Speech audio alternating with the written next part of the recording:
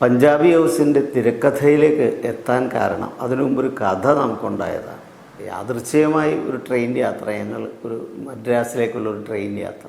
ആ ട്രെയിൻ യാത്രയിൽ എവിടെയോ വണ്ടി നിർത്തിയപ്പോൾ അവിടെ നമുക്ക് ബ്രേക്ക്ഫാസ്റ്റ് വന്നത് വളരെ മോശമായിരുന്നു, ഇഡ്ഡലിയായിരുന്നു. അപ്പോൾ അത് കഴിക്കാൻ പറ്റാത്തൊരു അവസ്ഥയുണ്ടായിരുന്നു.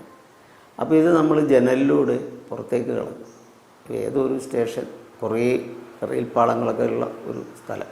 അവിടെ ഒരു പയ്യൻ പെട്ടെന്ന് പ്ലാറ്റ്ഫോമിൽ നിന്ന് ചാടി വന്നിട്ട് ഇതെടുത്തു. അത് ഞങ്ങൾ ഒരിക്കലും പ്രതീക്ഷിച്ചില്ല. അപ്പോൾ ഞങ്ങൾ പെട്ടെന്ന് ആ പയ്യനോട് പറഞ്ഞു, അത് എടുക്കണ്ട, അത് കഴിക്കണ്ട, അത് മോശമാണ്.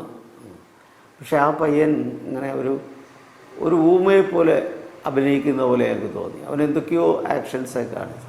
പക്ഷെ അവൻ സ്കൂൾ യൂണിഫോമിലായിരുന്നു. അപ്പോൾ ഞങ്ങൾക്കൊരു സംശയം, ഇവൻ ഒരുപക്ഷെ നമ്മളെ കബളിപ്പിക്കുന്നതായിരിക്കും, സംസാരശേഷിയില്ലാത്ത ഒരാളാണോ എന്ന് ഞങ്ങൾക്കൊരു സംശയം വന്നു. അത് കഴിഞ്ഞ് ട്രെയിൻ വിട്ടു, അവൻ ഓടിക്കളയുകയും ചെയ്തു. ഇതെല്ലാം കഴിഞ്ഞു. ചുമ്മാ ഒരു രസത്തിന് ഈ പയ്യൻ നമ്മളെ കളിയാക്കിയതാണോ, അല്ലോ നമ്മളെ ചീറ്റ് ചെയ്തോ, ചിലപ്പോൾ അവൻ ഒറിജിനലായിട്ട് അവന് സംസാരശേഷി ഇല്ലായിരിക്കാം. അങ്ങനെ പറഞ്ഞ് ഇങ്ങനെ ഒരു കഥാപാത്രം ഉണ്ടായാൽ എങ്ങനെ ഇരിക്കുമെന്ന് ആലോചിച്ചു.